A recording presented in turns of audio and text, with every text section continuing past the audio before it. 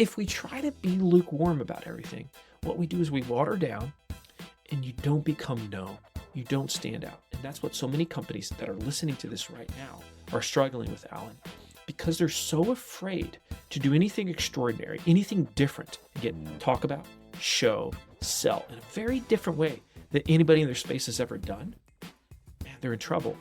Welcome to the Lean Marketing Podcast. I'm your host, Allan Dib. And on the Lean Marketing Podcast, it's all about getting bigger results by actually doing less marketing. Today, I'm super excited. I've got a very special guest with me today. I've been using him as a case study with my clients, with people that I talk about in my content for the longest time. And I had the privilege of hanging out with him for a couple of days in Nashville quite recently. And, you know, he's even better in person than I knew him before. He's a really top guy. I had a great time. Welcome to the show, Marcus Sheridan. Yeah, man, it's great to be here. And it was a great couple of days. And I'm sure we're going to have just a wonderful conversation. So I'm looking forward to this, buddy. Oh, thank you, man. Thank you. So for those who don't know you, your claim to fame is you had a pool company in 2008. It was kind of struggling with new builds. Just everyone canceled their orders because there was the property crisis, the whole financial crisis.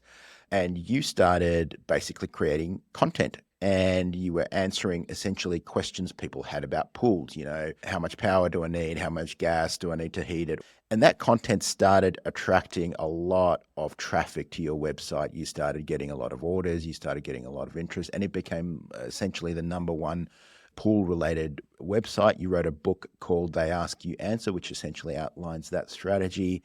How did I go? What did I miss? Yeah, I think you played it pretty well. Yeah, I mean, you know, the great thing about crises and pain, like we had in 2008, and like some might be experiencing right now, Allan, is it forces us to do things that we necessarily haven't done before. We don't have anything to lose at that point, right? We can send it. You know, we were about to file bankruptcy, and I started to really study those phrases like inbound marketing, content marketing, which were new phrases at the time. Yeah. Right? They were just really starting to take hold. Of course. And when I heard, to your point, in my simple pool guy mind was, you know, Marcus, if you just obsess over the questions, the worries, the fears, the concerns that they have during the buying process, and you're willing to address those online on your website, on video, et cetera, you might save your business. And so, yeah, we became the most trafficked swimming pool website in the world. But I think the key was, Allan, is that we were willing to go where nobody had gone before with respect to our content. And that's the big divide. When you say you went where no one had gone before, I assume it's kind of like the level of transparency and correct me if I'm wrong, because swimming pool pricing, swimming pool specifications, all of that seems to be like a very opaque market. It's not easy to get a lot of good information around what I need. And you generally have to talk to a salesperson. Someone has to come and measure and do all of that stuff. Is that what you mean? Or was there something else? Yeah, let me give you two frameworks here, and this can be applied to any business, anybody that's listening to this, and I think you're going to appreciate this if you really just lean into what I'm saying. So if you want to become really that voice of trust in the market today, then you've got to be willing to do four things, I believe. Number one, you got to be willing to talk about online what others in your space, for the most part, aren't willing to talk about. Number two, you got to be willing to show with video what others in your space aren't willing to show. Number three, you got to be willing to sell in a way others aren't willing to sell. And number four, in the process of doing this, you need to be more human than everyone else. Now, let's just look at, you got to be willing to talk about, and you got to be willing to show what others aren't willing to talk about and show. Well, to break that down in its most simplest form, there's essentially 5 subjects that buyers are obsessed with, you and me, Allan, things that we always research before we engage a company, before we buy a product, before we buy a service. It doesn't matter if it's B2B, it doesn't matter if it's B2C. There's 5 things people just research over and over again. And they just picked it up naturally over the course of the last 30 years as we've been using the internet. A lot of them didn't even realize it. So what are the 5 things? You mentioned one, cost and price. We are obsessed with understanding cost and price. You research cost and price. Everybody does it before they engage a product or service company. Number 2, we want to know what can go wrong. How can this blow up in my face? All right. We call that problems, right? The negatives, the fears, the issues, the concerns. All right. So that's number 2. Number 3, comparisons. We love to compare stuff online. Think about how many times you've compared one thing versus another online. We're obsessed about comparing brands. products, accessories, options, services, the whole nine. Number 4, reviews. But the thing about reviews is we don't just want the good reviews. We want the good, the bad, and the ugly. We want to see both sides of the coin. And then finally, number 5, best. Best, most, top. Think like if you're listening to this right now, how many times have you gone online and searched best such and such? Maybe it's your town. Yeah. Maybe it's, whatever. So those are the big 5. Costs, problems, comparisons, reviews, best. Now here's what's beautiful.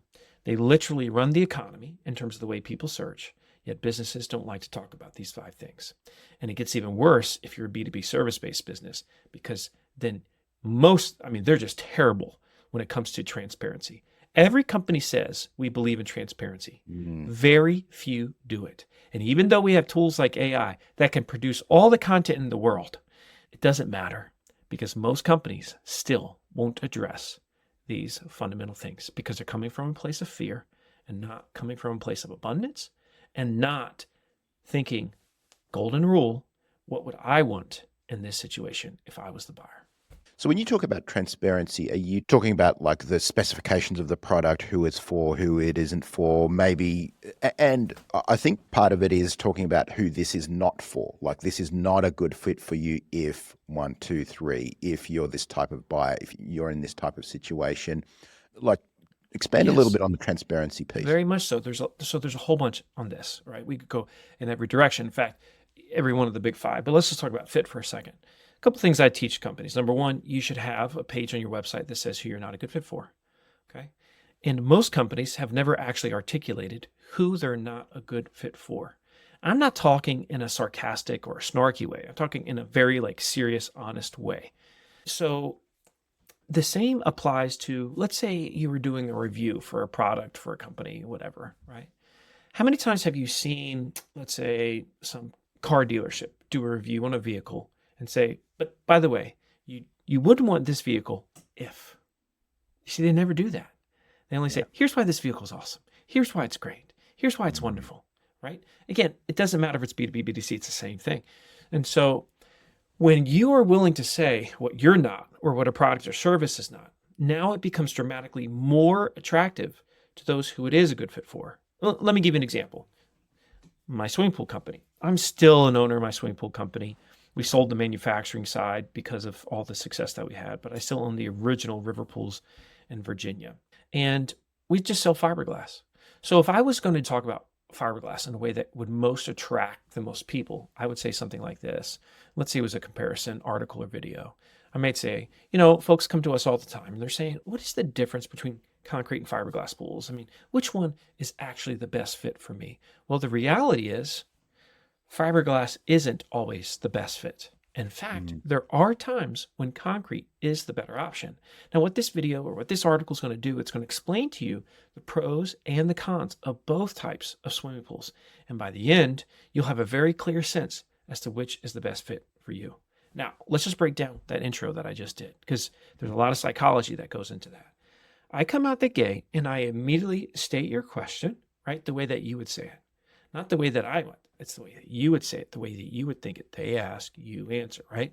All right, that's number 1. People come to us all the time. They're like, which one should I get? Which one is the best? Be honest. Be real with me, okay? Now, the second thing is we say a disarming statement that immediately causes them to drop their guard and lean in. In this case, we come out and say, fiberglass might not be the best fit for you. So immediately we're saying our thing might not be the best fit for you. Then we double down and we say, in fact, concrete might be the better option. So we've now doubled down. You're completely leaning in, saying, son of a gun, this guy is willing to call it for exactly what it is. He has my best interests at heart.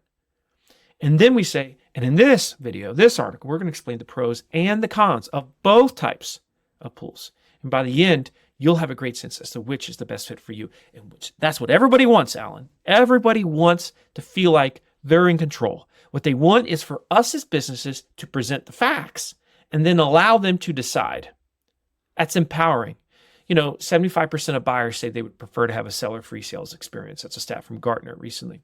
Very, very powerful. Think about that for a second. We could totally spend some time on that, right? And how to take advantage of that seller-free trend. But buyers want to feel like they're in control.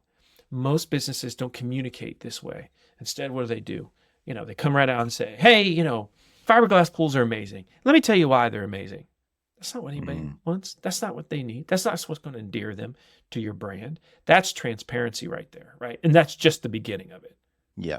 Yeah. I love that. I mean, I know from my own behavior, if I'm searching for any product, even, maybe not a super expensive product, the first place I'm usually heading is YouTube to see. I want to see an unboxing. I want to see, does it have these specifications? How does it work? What does the reviewer think of it? All of that sort of stuff. And I think that's becoming much, much more of a thing. The thing I really love about your type of marketing and the thing that you advocate is it creates so much goodwill, even with people that will never buy from you. Like, for example, when I was building my swimming pool a couple of years ago, I was looking up some things regarding swimming pools, right? And your website kept coming up, and it's crazy. I'm all the way across the pond.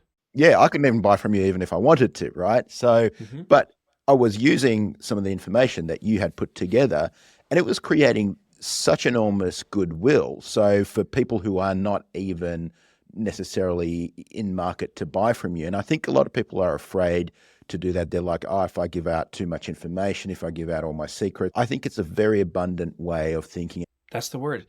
It is abundance. Yes. This is very hard for people that have a scarcity mindset. It's very foreign. It's just like, oh, you're killing me here. Let me give you a couple more examples of this. One of the biggest trends, I believe, in all of marketing right now, and certainly the best tool for CRO or conversion rate optimization, is self-service on your website. Self-service tools. And I like to teach there's essentially 5 forms of self-service that people can have on their website. And by the way, for those that are listening, this goes back to that seller-free phenomena. And people want to feel like they're in control of the buying process, and they don't want to talk to a salesperson until they're good and ready. Yes. And so you need to give them ways to have experiences that traditionally they would have had with a salesperson, but do it on your website. So what's some examples of this? Well, there's self-assessment, which is when essentially someone does some type of interactive quiz or something and they get some type of score or readiness. Best tool I've seen for that, it's called Score App. Then you've got what would be a self-selection tool. Now, self-selection tools are when someone has a choice and they're trying to figure out what's the best blank for me. Okay. What's the best type of swimming pool for me? What's the best shape and size for me? If I'm HubSpot, it could be, what is the best HubSpot plan for me? Yeah. You see what I'm saying? Okay. So that's self-selection, which is like people constantly are thinking about that. All right. You got self-configuration, which is when you allow them to build and design something. All right. And again, all these involve them taking control, which makes them feel invested, which increases things. All right. Then you've got self-scheduling tools, is when they're allowed to schedule time with salespeople without being forced to talk to a human first. And then you have the last one, which I think is the most powerful, especially for CRO, especially for leads. And self-pricing is the ability for you to give your visitors a price estimate through an interactive experience, something like a calculator. Okay, so let's look at self-selection for a second, and let's lean into this radical transparency.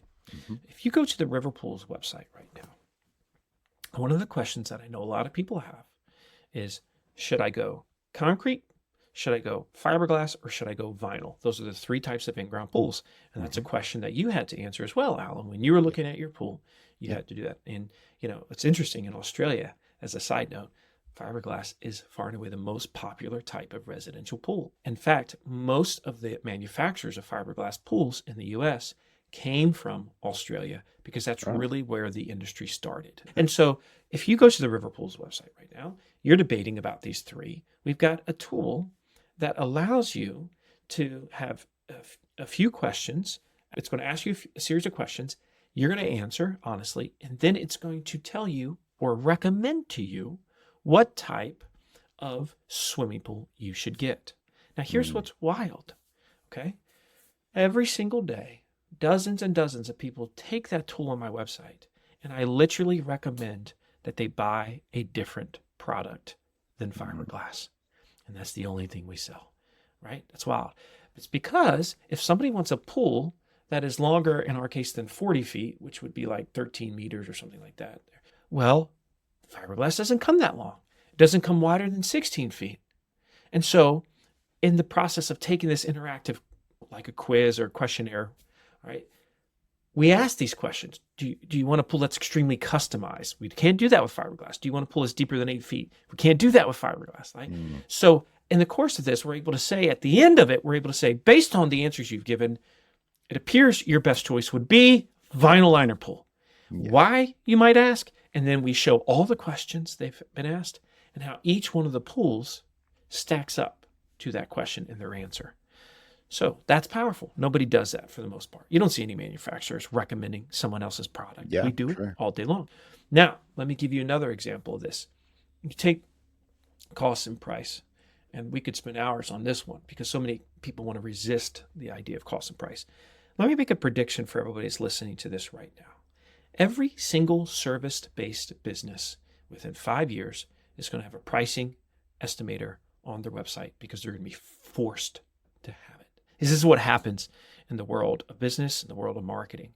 Somebody does it, and that's causes the first domino to fall. And they set the conditions in the industry, and then everybody else has to follow.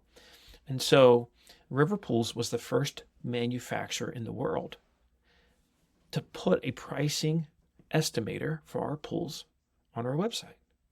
Now, a lot of people would say in our industry, well, you can't do that as a manufacturer because you don't set the end price. The dealer, the person that's in your backyard, they set the end price. Well, I'm not looking to give an exact price. And that's the key with these estimators. That what you're trying to do is to give someone a range. Because what does everybody want to do at the beginning of the buying process? Here's what they want, Allan. They're trying to figure out, can I even afford this? Am I in the game or not? Like, is this viable? Is this possible for me? Right? Because oftentimes we don't reach out to companies because we're too afraid to be embarrassed to tell them, I can't afford that. And so if we can't find the information, we will keep looking until someone engages us that's willing to give us at least a sense of what we're looking for. So the concept of ignorance is not bliss, not online. What gives people this feeling of trust is when we're willing to talk to them about it. I believe in this so much that I recently developed this tool that is just starting to take off. It's called priceguide.ai. Priceguide.ai. What is priceguide.ai? It allows you in less than 30 minutes, Allan, to create a pricing estimator. Of course, it uses AI. And what you do is you put in your industry, and it says, okay, so based on my AI, it sounds like here's the questions that you'd probably want to ask someone to give them an estimate. Now, you can modify all the questions, and then you put you give it the variables, the data, the inputs, the numbers, right? So, if it's a swimming pool company, it might say, okay, what size pool do you want? And then it might say, what type of patio do you want and how much patio? And it knows to ask, that's AI, right? And so within less than 30 minutes, you can have a working price estimator on your website. Now, here's what's crazy. I had a company put it on their website, and it's called Gillies and McKay Sheds in Scotland. Now, Gillies and McKay has been doing They Ask You Answer for a long time. They have been firm believers in transparency. They have a price list on their website. They've got tons of pricing content, videos, and articles. And so I was thinking an estimator is not going to do much because they've already put a price list. Do you know what happened, Allan? And here's where it gets nuts. Their leads went from 1 to 2 a day on average to 5 to 10 a day on average. Wow. Why? Because now what was happening is the person, the visitor, felt like they were essentially building out their price. I love it when websites have like a price configurator where I say, okay, if I add this option, how much is it? If I remove that option, I think I love that. Ultimate user experience, right? Yes. And so I believe that every company's going to have this. This is a startup for me. This is my first SaaS product. I'm very excited about it because every single company that's doing it is saying, Marcus, I'm seeing like 5X, 3X, 7X in terms of leads. What type of impact would that have? In a lot of companies right now, we went from a time during COVID where a lot of people had money, right? And there was a lot of spending and leads were plentiful for a lot of companies to now, especially in home improvement, to now all of a sudden, They're saying, I got to fight for leads. I actually got to do marketing again. Well, self-service is the way. And we've given you 2 tools: Price Guide for your estimator, Score App for your assessment. And those 2 alone, you can hit home runs and barely spend any money at all on the tools. I love that. A couple of areas I want to go down. So when people went through your tool and you said, okay, I recommend a concrete pool, and for the record, I ended up going with a concrete pool as well. So do you monetize those leads? Do you send those to someone who builds concrete pools and then monetize those leads? But you could, I guess. I could, but what's funny, originally River Pools was just a local pool builder, right? Yes. And we were buying from a manufacturer like everybody else. Then we did this They Ask You Answer thing. We became the most trafficked swimming pool website in the world. I'm getting leads all over the United States. I'm like, I'm going to start selling these leads. So I started doing that. And it just was hard to manage. It wasn't very profitable. And I said, are you going to just play small, Marcus? Or are you just going to just throw your chips on the table? So I said, push all of them in. And I bootstrapped a manufacturing company. I started manufacturing my own fiberglass pools. I'm like, I've got more trust than anybody in the industry. So why would I not just build my own instead of buying from somebody else? And then I could just get really creative. Let me give you an example. We were the first manufacturer, once again, in the world of pools to show our entire manufacturing process. We created a series of 8 videos that were 10 to 20 minutes long that were literally, Allan, teaching you exactly how we manufacture our pools. Now, I was getting calls from other manufacturers saying, wait, what are you doing? I mean, you're showing other people how to build a fiberglass pool. People might start businesses and compete against us. And like, don't you realize they want to see the sandwich made in front of them? Yes. When I was just getting going with video, this is probably about 2009, and I was still selling other types of pools. I went to one of these manufacturing facilities, and I started recording on the manufacturing floor. And the person I was with, the manufacturer, was freaking out, like, wow, you can't record that. I'm like, why not? They said, that's proprietary. And I said, proprietary? I have seen this same method on every single manufacturing plant I've been to. You think this is proprietary? You see, that's the problem, Allan. A lot of these companies think they have some secret sauce. Yes. When they don't whatsoever. This is not secret sauce. Trust me. Everybody knows the ingredients. And it makes for great content. I mean, if you're in the market for a particular product, seeing how it's made, all the story behind it, all of that sort of stuff, this feels like peeling back the curtain, and it's a very powerful selling tool. Even if every manufacturer make the molds the same way, does the stuff the same way, this is stuff that as a consumer, as a buyer, you would not get to see. So being able to see behind the curtain, I think, is really powerful. It's very powerful, very powerful. And something else happens when you do this. The other day, I was doing a training with a company that makes plastic food containers here in the U.S., and they ship all over the world, actually. So it's a very big company. And I asked them, I said, what makes your container special? And they said, well, one of the things is they're very leak proof. I said, so some containers in this industry, some delis you go to, restaurants, etc., when you get this food away or put it in the container, I said, there's a leak problem? They're like, oh yeah, there's definitely issues with that. And so I said, now, is there a standard in the industry of like how much something is likely to leak? Is there standards there? A leak standard for plastic containers or food containers? They said, no, there's no standard at all. And I said, would you be willing to create one? And they said, well, we never thought about that. Very I said, clever. Because we could. And if we start to talk about this standard, then guess what everybody has to do? They all have to fall in line. And then they're referencing our standards. And they're like, son of a gun. We've never thought about that. So here's the thing. If you're listening to this, folks, you're doing things right now that you have lost appreciation for. There's things that you're doing from a methodology standpoint that could become a standard within your industry. You just need to show it and then crystallize it to the marketplace. Going back to pools for a second. Disruption is a huge part of my frameworks. Yeah. Again, we start off with talk about what others aren't willing to talk about, show what others aren't willing to show, sell in a way that others aren't willing to sell, and be more human. And when you do this, it disrupts industries. And these rule breakers, they become rule makers, and everybody else becomes rule followers. So there's different ways that you can disrupt. So one way that you can disrupt is every single person that's listening to this, there's things in your industry that drive you crazy. There's things that people do and you're like, that's dumb. Why is it done that way? It shouldn't be done that way. So let me give you an example. When I started with fiberglass pools, the way a fiberglass pool is built is they would dig a hole in the ground. They would put sand at the bottom of that hole. They would put the pool in the ground on top of the sand. Mm-hmm. They'd backfill around it with sand, and they would pour a concrete patio around all that. Now, what's the problem with sand?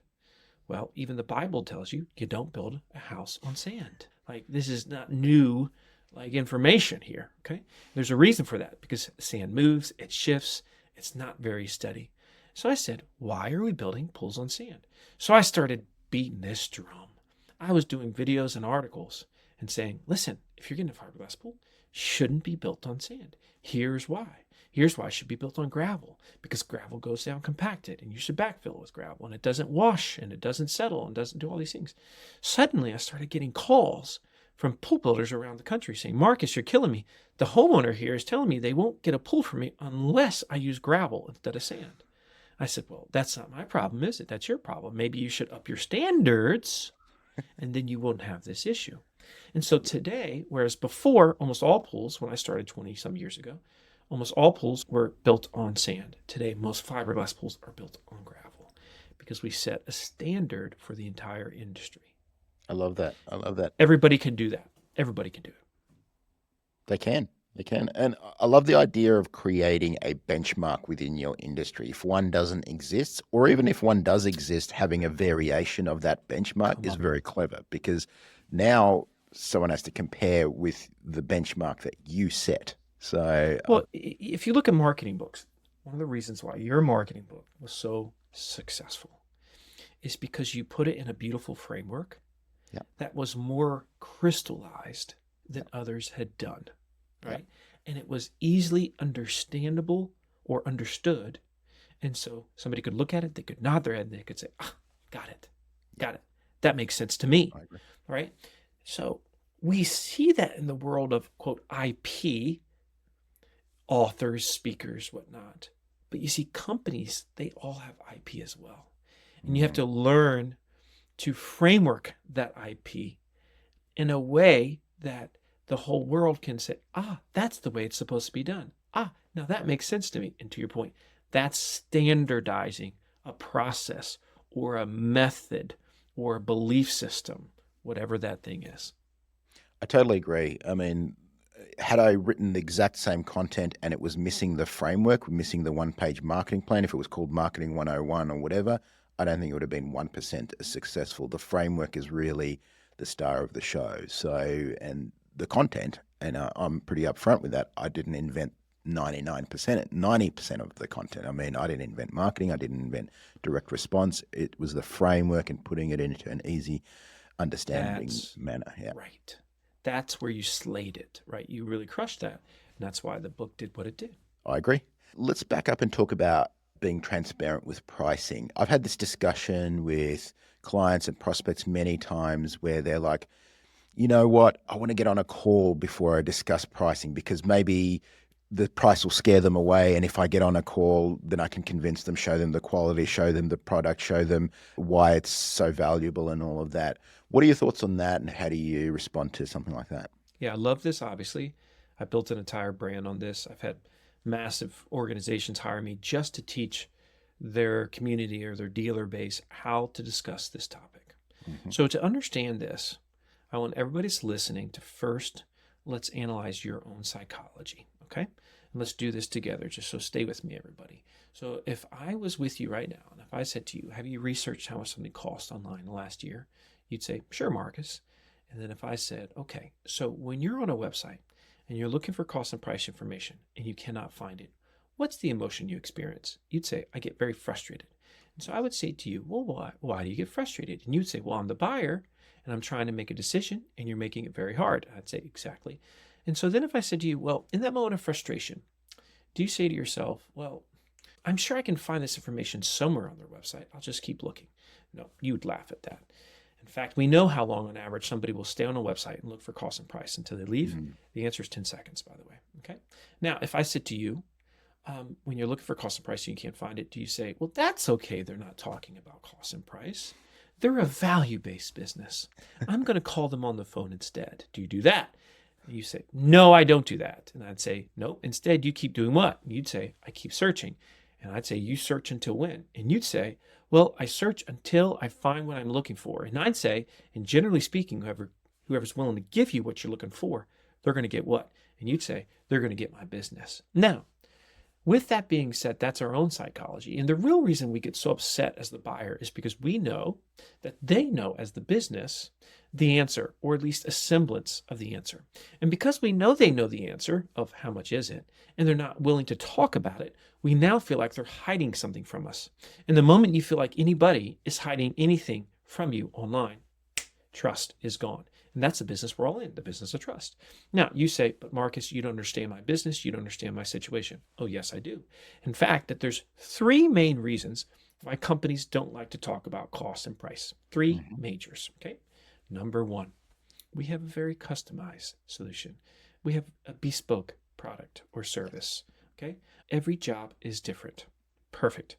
And so to that person, I would say, okay, let's say every job is different. So if I came to you and I asked you, can you help me understand what would drive the cost of your product or service up? Could you explain those factors, yes or no? You'd say, yes, of course I can. If I came to you and I said, can you help me understand the factors that would drive the cost of your product or service down? Could you explain that? You'd say, yes, of course I can. If I came to you and I said, can you give me a quote? Thank you for giving me a quote. I got a quote from some of your competitors. Some of you are more, some of you are less. Can you help me understand why there seems to be this like delta, this price range within your industry? You'd say, of course. And of course, how many times have you had to answer that question? You'd say, I've answered that question or those questions many times. But what's so sad, Allan, is generally we don't answer those questions that I just described until somebody actually asks us. And by that point, oftentimes they're gone because we know the average buyer does 80% of their research before they talk to a company, before they reach out, before they shake your hand. So that's the first reason we don't like to talk about cost and price, because we say it depends. But in reality, the best way to combat that is to explain why it depends. You see, when it comes to discussing pricing, people get caught up in this idea that I've got to share my exact price. That's not the point at all. What you need to do first and foremost is teach the person how to buy. What does shopping for that thing, researching that thing, what does that actually look like? What drives cost up? What drives cost down? Why are some companies expensive? Why are some companies so cheap? And then you can explain roughly where you fall. That's the first reason we don't talk about it. The second reason we tend not to talk about cost and price is we say, well, we tend to be more expensive. And if we're more expensive, we just might scare them away. What's funny about that, Allan, is just a minute ago, we said the thing that actually scares us away when we're in the research phase as a buyer isn't when they educate us, but rather when they don't say anything at all. That's what scares us away. Third reason we don't like to talk about cost and price. We say, my competitors will find out, which is, again, rather ridiculous, because if I said to anybody that has been in sales for any period of time, do you have a pretty good sense as to what your competitors charge? You would say, absolutely, I do. And so if you have a pretty good sense as to what your competitors charge, therefore, it means they have a good sense as to what you charge. So this is the big secret, non-secret. Everybody acts like nobody knows what everybody's charging, when in reality, everybody's got a pretty decent sense as to what everybody else is charging. And besides that, when was the last time your competitors paid your bills, right? They don't. You see, you don't base decisions on the competition. You base decisions on the market, the buyer. That's who you base decisions on. And what do they want? Treat them as you yourself would want to be treated. It's a very good rule. It's worked for a long time, I promise. And so those are the three reasons why companies make these excuses. As we just really showed, they don't stand the weight of logic and reasoning in our own psychology in the way that we buy. And so what every company needs to have is they need to have a pricing page, a pricing video for every major product or service they offer. In this page, you explain value in the industry. What drives cost up? what drives costs down. You don't have to say exactly what you charge, but you should give people enough to where they're able to say, now I understand. Because folks, if you don't do this, know this, your competitors will. And the idea that they would learn from your competitor about value, about pricing, about anything for that matter, instead of you, I don't know how that makes you feel, but that makes me feel sick to my stomach. I refuse to allow that to happen. If there's a conversation happening in my industry, I want to be a part of that conversation. I want to own that conversation. And hopefully, if you're listening to this, you're of the same mindset. If you want to become the most known and trusted brand in your market, this is how you do it. That's a really good point. The conversation around your product is going to be happening with or without you, right? So they will have it either with somebody else, maybe your competitor, maybe even just with themselves, but they're going to have a conversation in their mind around pricing, around your product, around the value, all of that sort of thing. And so the idea is you want to be involved in that conversation, right? And if you're involved in that conversation, you have an opportunity to steer that in a way that's favorable. You're in the arena. Conceptually, what you just described, it's the same when it comes to video. Oftentimes people say, I don't want to do video to build my brand, to build my company, because, well, honestly, I don't want to be judged. Well, the truth is, if they come to your website and they're looking to learn about it and they need to see a video, and they're saying, I wish I could see a video, and they can't find it on your website, guess what they're going to do? They're going to judge you. And they're going to say, this place sucks because I can't get the information that I'm looking for. And then they're going to leave. You see, in business, we're always getting judged. It never stops. That's the human experience, actually. Every single person that's listening to me right now and that's listening to you right now, we are being judged as we speak right now. Some people really love my style. Some people hate my style, right? And so there's this mix. I have literally already released those that don't like my style. I have found that is the way, because otherwise you can't build an extraordinary brand and you can't really stand out and be the best version of yourself, right? And so I drive a stake in the ground, and I do that with everything. I'm very, very explicit in saying, here's who it's for, here's who it's not for. I'm explicit in saying, my style is a style that not everybody's going to like. It's okay. It's okay if you don't like my style. It's fine. It's okay if you don't like this product. It's fine, right? If we try to be lukewarm about everything, what we do is we water down, and you don't become known. You don't stand out. And that's what so many companies that are listening to this right now are struggling with, Allan, because they're so afraid to do anything extraordinary, anything different. Again, talk about, show, sell in a very different way that anybody in their space has ever done. Man, they're in trouble. And oftentimes we don't do these things until we're forced to, until the market forces us, until we're struggling, until it's 2008, 2009 again, and we think we're going to lose our business. And then we throw caution to the wind and we say, YOLO, and I'm going to send it. Well, don't be that person. Instead, come from a place always of hunger. Many companies, they become prosperous, they get fat and happy, and they stop innovating. They stop doing the things that we've talked about from a sales and marketing perspective. They stop pushing the envelope. I'm saying keep pushing. And the way you push is by being so obsessed with what buyers want, what they're asking for, and then you being willing to answer. And answer doesn't mean just answer the question. It means if they want a stinking pricing calculator, an estimator, because it's going to give them incredible user experience, it's going to give them the confidence to call you, well then daggone it, put it on your dang website and get over yourself and get the leads from it. That's a beautiful thing. I agree. I mean, in a similar way, we get thousands and thousands of leads through our website because I'm offering a useful tool. I'm offering a process around how to do your marketing. So I totally agree with that. Content is really the best form of lead flow. One thing I want to ask you is, what are your thoughts on the state of search? Because you built your business, you built your whole reputation around searches, particularly Google and all of that. Now, if I go to Google and I type in something like best mattress or something like that, you're going to get like at least half a page of these spammy review sites and the affiliate links and all of this, like the sponsored ads and all of that sort of thing. So what are your thoughts around where search and SEO are going and how this is going to be dealt with. Also, there's AI is now a factor where a lot of the search results are now AI generated responses as well. What are your thoughts around that? Yeah, the game's changing. And I couldn't do what I did in 2009 today and have the same success with river pools. Hmm. In 2009, I was able just to say, okay, I'm going to just produce all this content, text and video. I didn't do any social media.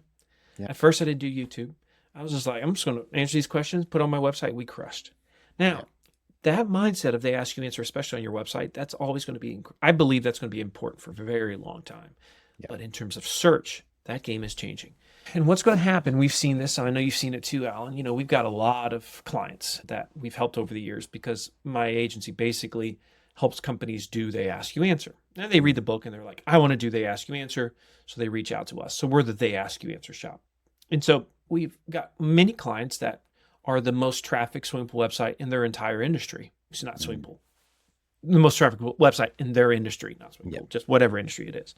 And for a lot of those, we've seen since the advent of AI, it has progressively started to go down to a degree. So what does this mean?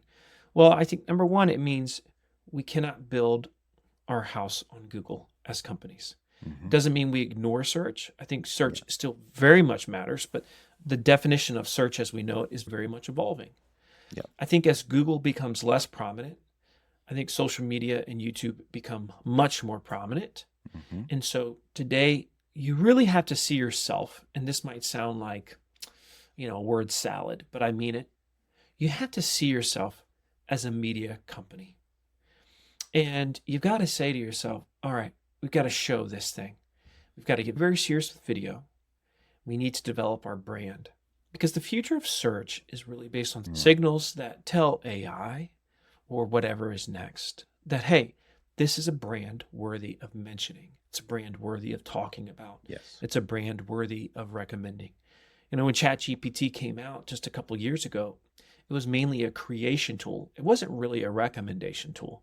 Today, it's now becoming very much a recommendation tool because it's getting better and better with every iteration, which means, to your point, Allan, people are going to be using Google less and less.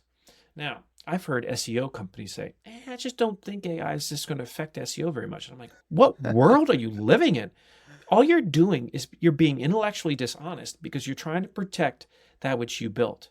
I've got a third edition of They Ask You Answer that's going to be coming out next year in 2025 Q1. And it's They Ask You Answer 3.0, but the name of it is called Endless Customers, all right? And so it's the evolved framework, and it talks a lot about this, but we've got to be great at driving signals. And how do we drive signals?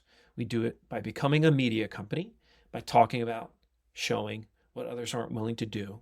We do that by being great with YouTube, being great with social, and all forms of video, by the way, long form, short form. I think these things are very important. By the way, I'm not saying any of this is easy, but I think it matters very much. And I think we have to learn to disrupt. And the way we disrupt is what we discussed earlier, Allan, right? And not to beat this over and over again, but I think it matters. It's just because I try to make it so simple. You just talk about show, sell in a way that others are not, and do that in a more human way. All right. And so I think that is going to allow companies to build an extraordinary brand and stand out in a world of search that is going to be ruled by AI, whether we like it or not. Yeah. And look, there's going to be a lot of people that are going to hold on to the old ways. But one thing that I have learned, and I know my sense is that you and I are pretty aligned on all this, Allan. We can't let our personal opinions screw up smart business decisions. And so it really doesn't matter how we feel about TikTok or social media. It doesn't matter how we feel about video. The only thing that really matters is what does the marketplace care about? Yeah. And we got to get over ourselves.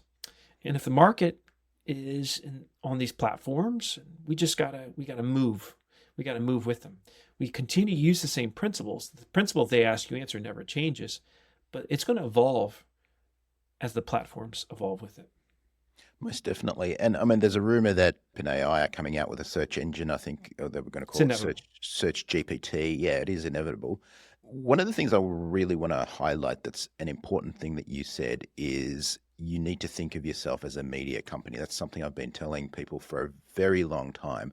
And in my new book, Lean Marketing, I talk about the fact that you used to be able to rank really well on social media, on search engines through technical trickery because you had Mm-hmm. 10 backlinks or a lot of Mm-hmm. backlinks or the keyword stuffing, all of that sort of stuff. Now with AI, machine learning, all of that is now being deprioritized. And what's rising to the top is the stuff that's genuinely good, right? So Mm-hmm. the stuff that's genuinely of value. And I'm of the, you mentioned that, you couldn't do today what you did back in 2008, 2009, because it was sort of the earlier days of search, all of that sort of thing. Now, the question comes up is, what can you do now? Here's my view. I'd love to hear your view. My view is where it's like 2008 and 2009 now in terms of personal brand. So there are some people who've done personal branding really well. They've been the front man or front woman of their business. But I think we're very early on in that. And I think that is going to be the key differentiator. When you think of Tesla, you think of Elon Musk. When you think of Virgin, you think of Richard Branson. My view is every business that's going to have a lot of success, the founder or whoever's prominent in that business has to be the front person, the personal brand. And I think that's what you did early on with river Oh, pools yeah. and spas. But what are your thoughts on that? Yeah, I think you make some great points. For whatever reason, we don't tend to follow brands on social media. Totally. We follow the people behind the brands. Our friend Daniel Priestley was way ahead of the game on this when he wrote Key Person of Influence, Yes. which is still an incredibly relevant book, but he wrote it before people were ready to understand it. He was just too far ahead on that one. And you write it today, it's like, oh yeah, of course, right? But back then, people were like, what are you talking about? The issue though with this, Alan, is most companies won't do this Yes. because building a personal brand means that you have to take a stand. Yes. And when I mean you have to take a stand, you've got to drive your stake in the ground with certain things. You've got to say, here's our doctrine, my Yes. philosophy, here's our belief. Yes. And that means, once again, to what we've been saying, you can't just be lukewarm with everything. Mm. And when this happens, you will be attacked. People will say, I don't agree. People will say, that's dumb. You're Yes. going to get negative comments. And there's many people, as you know, Alan, that will fold to that. I got attacked so much. I was 35 years old. And all these manufacturers who's this snot-nosed kid think he is? Literally, that's what they were saying. What gives him the right to do this, right? And there's this great quote, and here's how it goes. First, they ignore you. Then they laugh at you. Then they fight you. Then you win. And that is what happens with brands. Yeah. At first, you feel like nobody's listening because for the most part, they're not. Yeah. But you grow. Just like, Alan, you and I went through this. We went through a period, both of us, where we were like, crickets, billboard in the desert. And in fact, it was a good thing because we sucked early on, right? That's your refining. That's where you get refined. That's where you learned your voice and you learn what resonates and you learn, in fact, what you should be talking about and what you shouldn't be talking about. And so first you get ignored and then they laugh at you. They laughed at me at River Pools and then they fight you. You can't do that. Look at every major innovation we've seen. Uber, they were fought by every taxi company. Yeah. Tesla, fought by all the major manufacturers. Airbnb, fought by all the hotel chains. Okay? This is after they had been ignored and laughed at, by the way, right? Yeah. And so it's the same cycle over and over again. But eventually you win. That's if you're offering the marketplace what they want. And so building a business and a brand is not for the faint. It's not for those that quickly fold under just a little bit of pressure. And this is why some of the legacy brands are having such a struggle because they're finding that they're just not getting any traction anymore. And why are they not getting any traction? Because they don't say anything that is of strong relevance, but they're playing it safe. And because they're playing it safe, all these other folks that are willing to say, you know what? That's not how it should be. Here's how it should be. Here's why I believe this. Now it's like the market's drawn to that person. and their brand, their company starts to win. And it's something that really scares to death bigger companies too, because they're very big on, whatever it is, inclusion, on not offending anyone, all of that sort of stuff. So it's a massive competitive advantage if you can get up there and say your opinion. And it doesn't have to be something that's offensive or anything like that, but it should be what you stand for. Hey, we think the pool industry should be doing this, or we think this is wrong in our industry, or this is or what I think. That's very powerful, especially when you're competing with these nameless, faceless corporations. No one's willing to be put a face to the name. No one's willing to take a stand on anything. No one wants to offend anybody or exclude anybody or all of those sorts of things. If you can do the polar opposite of that, you're going to be very different. You're going to be very different. A lot of these big enterprise companies will approach me about they ask you answer, and I'll tell them, I'm like, this ain't going to work for you. You're not going to do it. Why? Yeah. Like, why, Marcus? You got too much red tape, I can tell. And, first time anybody says anything that gets one negative comment on social media, you're just going to roll over. You're going to say, this isn't working. And so you can't expect to do anything extraordinary. And let me say this too, not to, take us too far off track here, but I think in this idea of becoming a media company, Allan, you will not do anything extraordinary online by outsourcing your content and your voice as a brand. I agree. You just can't do it, folks. Yep. I have attempted to do this with different clients, different companies. I have never had an extraordinary case study or seen one where they were outsourcing their art, their content to someone else. Can somebody help you build a campaign? Yes. Can someone, help you with your AdWords? Yes. Right? But can someone help you create 150 short form videos a year that are catchy, that are fun, that are educational, that are entertaining, that are, that builds your brand and all these things? No, won't do it. And so until you say, oh, that's us, we're going to hold the paintbrush, right? Yep. You're not going to create a masterpiece. I totally agree. That's such an important point that you want to be the face, the person who goes out there, talks about the business, talks about, your beliefs, your opinions, all of those sorts of things. Very powerful. Okay. So Marcus, where do people go from here? So they've listened to you, they agree with you. What's the first step? Well, there's a few things that I would recommend to you. If you're struggling with leads right now, if you're saying, golly day, I gotta get some leads. I don't have much money. I have urgency. Well, you want to immediately embrace self-service on your website. Immediately. Quickest way for you to generate more leads, to have that conversion rate optimization on your site, is through tools like a self-assessment, like a tool like Allan has, right? That allows somebody to take something and do something with, like a price guide that allows you to have an estimator. That is first and foremost for anybody, because it's immediate and there's not a runway there. Okay. Something like They Ask You Answer is very powerful, but it's going to take you time to build that. Right. And I think everybody should do it because they think it's going to be very relevant to your experience. I think it's going to be very relevant for your success with AI and with signals and all those. But that's going to take you a little bit more time. If you need leads today, you need self-service and you need to reach out to previous leads and give them some sense of urgency to contact you. Give them a reason. Help them understand that you can solve their problem and give them a reason. Now, those aren't sexy things that I just said, but that's like where a lot of people are like right now in business. You need to reach out to old leads. You need to strum them up, and you need to take advantage of the existing traffic that you're getting. Then we've got paid media. And for a lot of companies, they got a bad taste of paid and you're just doing it wrong. And so paid is evolving.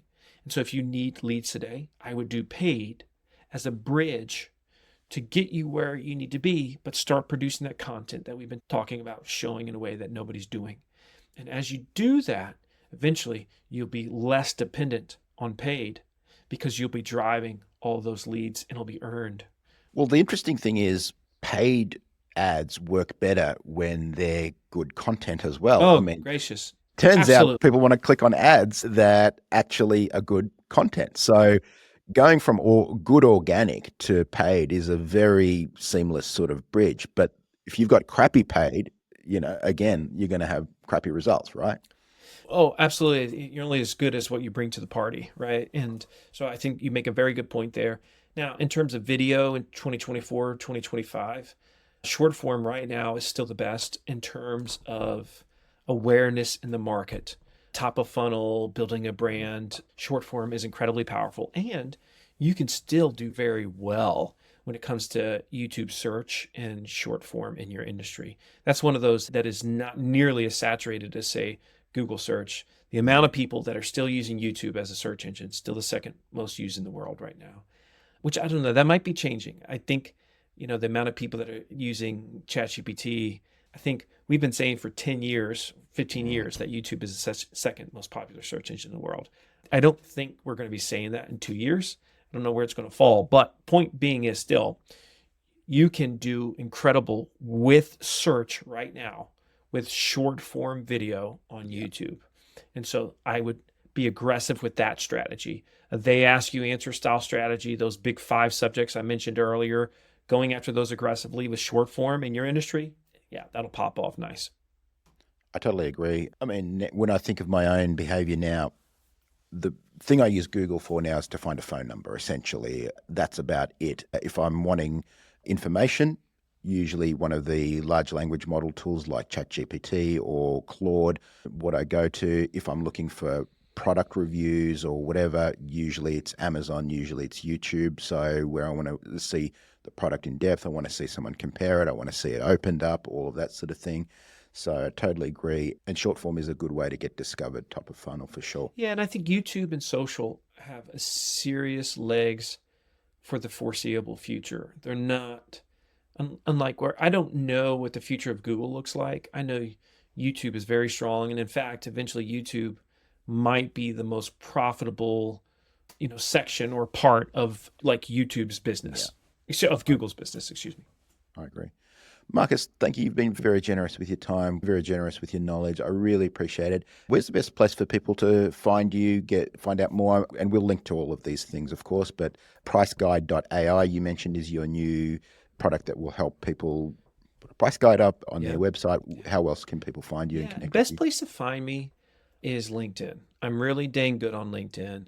I put my best content on there. And so if you're looking for something that feels very genuine, what's good about my LinkedIn content, not to pat myself on the shoulder, is that you don't necessarily know exactly what I'm going to say every time.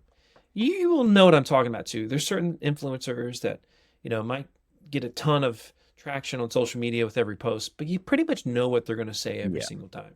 You're not going to know what I'm going to say every single time. And so I'm going to make you think.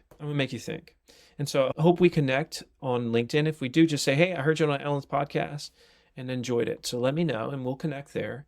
And you can even email me. A good email that's easy to remember is marcus@marcussheridan.com. Marcus@marcussheridan.com. Of course, I speak all over the world on these topics. It's my great passion in life is delivering transformative experiences for audiences from the stage.